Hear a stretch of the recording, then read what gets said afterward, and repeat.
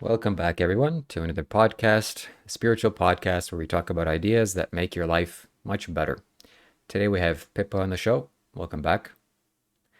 Thank you. We talked yesterday about some ideas, and today we have more thoughts to discuss. And you brought up something before the podcast started. Would you mind sharing with us that again? Yes. So what I wanted to discuss is the Yogeshwara Linga and what you told about receiving your guruship by uh, embedding yourself into this energy, and that it is a heartless yogi. It doesn't have anahata, and why that is, and how it relates to you and being a guru. Yes, so you've been to the Yogeshwara Linga in India.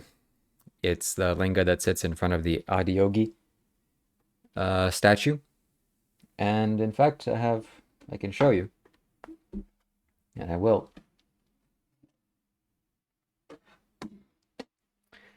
So for the viewers out there, this is the Adiyogi statue that sits in Coimbatore in the Isha Yoga Center. And right in front of Sadhguru, somewhere here, there's a big 600 kilogram solidified mercury lingam. And that's called the Yogeshwara Linga. And Sadhguru consecrated that linga with the five chakras, I believe. The base, the Swadhisthana, Manipuraka, Vishuddhi, and Agna, the third eye. But no heart center and no crown space. Why did he do that? Well, I'm not sure. Why no heart center? I've also wondered that. I think because the heart space is a confusing space to go to. If you go into this energy, you touch this energy, you become very confused, or at least the potential is there. It's a heart space is filled with emotions and love, and you can kind of just get lost in this energy and this emotion, and people do often find themselves lost. Also, a very powerful emotion. This is why half of the world's songs are written about love and this emotion, oh, I love you, baby. And he kind of avoided that because it's not needed for the progression of your body. You just need to do certain things. As far as receiving my guruship, as you said it, that's very funny to say, but it's appropriate. Like I said, in my vision about a year ago or more than a year ago, some time ago, Sadhguru kind of took me into his ashram. I have very vivid insights with Sadhguru, and energy comes to me, and things happen like this. But it wasn't as intense as this. It was almost like a real thing, a real energetic phenomenon, like something was happening near me. It felt like I was standing next to a kettle boiling. It was that intense, very powerful energy. And he said, okay, come into this ashram in my mind. And I went there, and he said, you put your hands in this energy, in this little, it was like a bucket, what it felt like, or my mind interpreted it. And that's exactly what I did. And I put my hands inside of this, and I turned into this quality, or I started wielding this energy, or I understood what it felt like. And after some time, I realized in my imagination what this was. It was exactly this linga that kind of my mind made me go into. And I'm not sure why this was the case. I'm not sure why it was this energy, but it was. And in fact, when I was in the Isha Yoga Center back in the day, I spent the majority of my time sitting in front of that lingam. Ironically enough, maybe, I'm not sure, maybe coincidence has it that I got banned, and that's the only place that I could go to. So I couldn't go inside the ashram. I just had to sit in front of the Yogeshwara Linga and meditate. Yeah, it's a great place. I remember as well when I was there the first evening and you were still in Isha Yoga Center, and we watched the light show, that I was then kind of asking the Yogeshwara Linga why I was here, or why I was there. And then I actually felt a strong throat chakra energy impulse, something. Um, yeah, it's interesting to me. I'm very curious about why exactly it's the front image of Isha Yoga Center, especially since you told about your experience with it. Yeah, the Yogeshwara Linga also has a very strong presence of the Vishuddhi energy, Vishuddhi chakra. And when I was there meditating, it was overwhelming. It was so empowering. But I must also admit that if you sit in front of that place for too long, it doesn't really do much, meaning you have to, it involves intensity, it requires intensity. So either you're doing something physical, that'd be a great place to play soccer or do some fun activity or do something physically engaging. But sitting there, unless you really are working well with your mind, it's quite difficult, quite challenging to do so. And yes, you have an active throat chakra energy, which is fantastic. Very rare to see this in a person. And Sadhguru says that, men usually go towards this area. Women kind of skip this area. This is just not natural, not generally what girls do. And when he was first consecrating the Dhyana Linga, which I have a photo of this right next to me here, Mm. he had 14 women and 14 men, but none of them were crazy enough to work with this energy. So this energy couldn't be sustained properly or couldn't be done.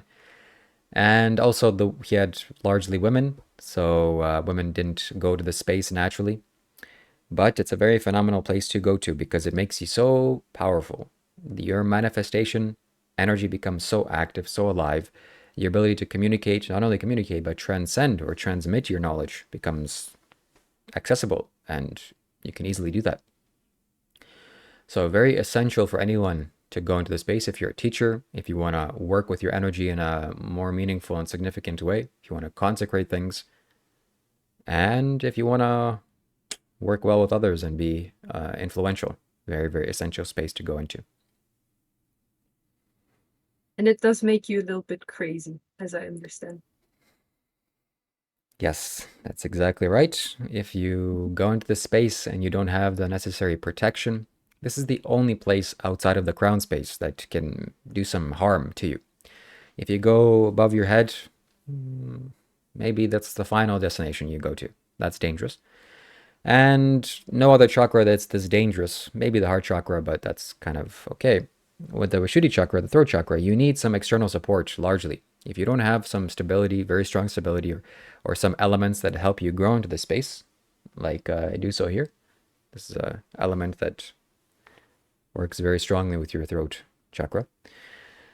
You tend to go crazy, yes. Go crazy in what sense? Well, definitely others will see you as crazy. Inside, you'll be fantastic. Inside, you'll be very happy, but others will for sure. They will say that you're weird and you're mentally insane or crazy. That's basically the two sentences that come out of their mouth. Does it matter?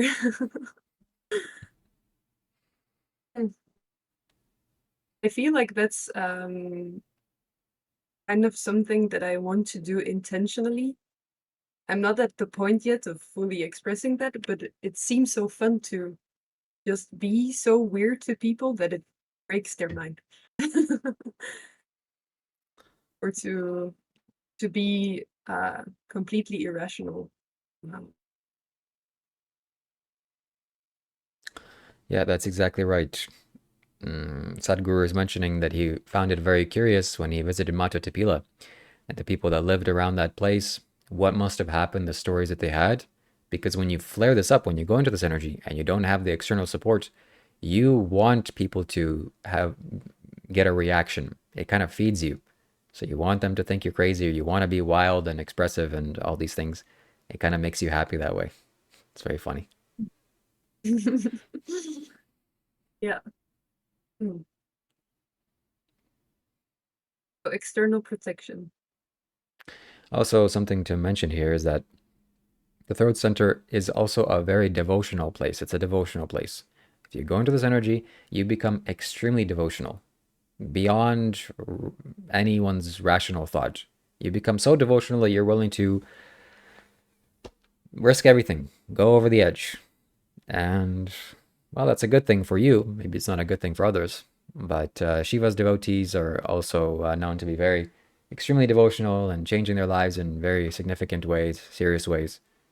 Yeah, it's a very devotional place to go into. Lovely.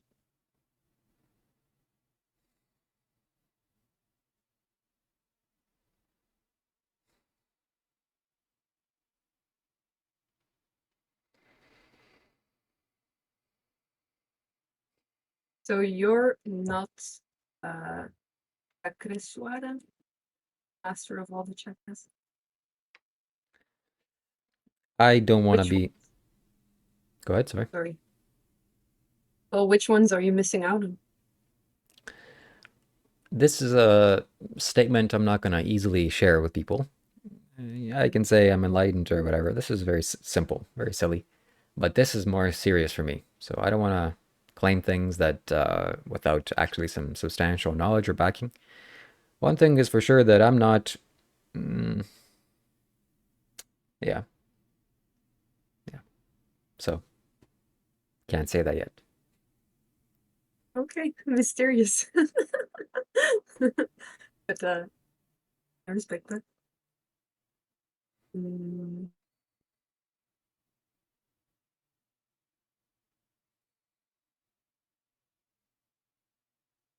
do you always wear the attire you're wearing now? I usually wear the turban over my head. That makes me Mm. feel very comfortable. It kind of stops things from going down or up. Makes me feel very nice. But this attire is only made for YouTube videos. It's only meant for me communicating. So I'll be purchasing some more of these types of clothes, some blue clothes, to express myself in a powerful way. And it makes a difference. So if you notice this about yourself, if you haven't showered, if you haven't cleaned your clothes, if you haven't cleaned your room, and you tried speaking, it doesn't come out properly. That's why Sadhguru is always wearing brand new clothes, never speaks in the same clothes twice, probably without showering or without washing them, because it makes a difference the way you communicate. This energy, really, you have to respect the throat, this blue energy. So it all plays, it all plays into it. Mhm.